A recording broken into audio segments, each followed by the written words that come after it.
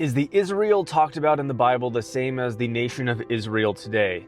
Depends. See, in the Bible, whenever Israel is being referred to, it is being referred to as multiple different things, so it just depends on the context of which it's speaking. Israel initially is this guy named Jacob who is renamed Israel, who has 12 sons, and those 12 sons, those are the 12 tribes of the nation of Israel, the descendants of him. However, it can also be in reference to the location geographically as what Israel is, that this is the land that God gave to Israel and his descendants. But then you also have the category of the descendants of Israel being the ones who share the faith of Abraham, which is to trust in God and therefore be a Christian. Those are also referred to as Israel because Israel is the church. But then you also have the subcategory of people thinking it's strictly a genealogical sense, and that's just not the case. We see the New Testament refuting this, where it says that God is able to make descendants of Abraham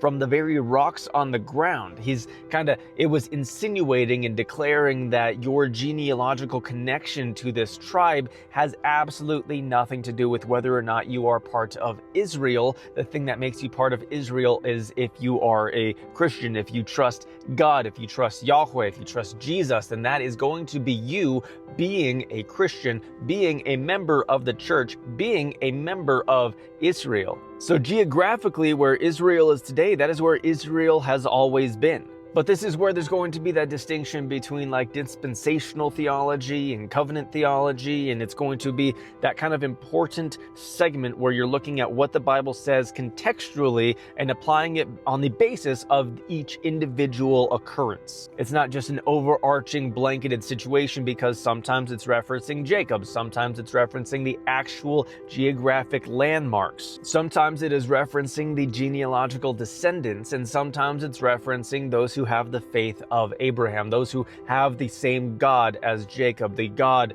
of Israel. Now, modern-day Judaism denies the God of the Bible. They deny Jesus, and the Bible teaches very clearly that if you don't have the Son, then you don't have the Father either. So you have the Talmud kind of changing what the Jewish people believed, where they had the Torah, the Tanakh, and then now they have the Torah, the Tanakh, and the Talmud, and the Talmud actually says some very incredibly dark and evil things, where it says that Jesus is a false prophet. It claims that Jesus is actively burning in hell in his own excrement. That is what the Talmud teaches. So that is what modern day Judaism believes about Jesus. So whenever people think that like Jews and Christians worship the same God, they absolutely do not. The Jews rejected God coming in the flesh as Jesus, and that's why we have a problem. So a Messianic Jew is someone who is racially Jewish but is a Christian.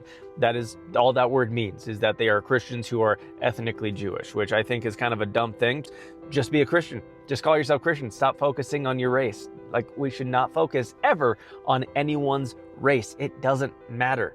You're either in Christ or you're not in Christ. That is the only thing that matters. Regardless, so whenever you see things like the very popular thing that just came out with Tucker Carlson and Ted Cruz, where Ted Cruz was quoting the Bible out of context and was not even quoting, he was paraphrasing it, trying to interpret it in a very weird way, and Tucker Carlson rightly called him out on it. And that was actually a very important thing that they discussed, because he was claiming that those who bless the nation of Israel will be blessed, but that's not what it's talking about. It's talking about the seed of Israel, which is Jesus. That's the entire purpose of that genealogical dissension, is just to deliver Jesus into the world as the savior of the world. That was the prophecy foretold. So the entire context of those who bless you, talking to Abraham, will be blessed. And it's talking about those who bless the seed. In regards to those who trust in Jesus, they will be blessed. Those who curse Jesus, they will be cursed. That is what that's talking about. So while there's prophecies about the nation of Israel being destroyed, falling away,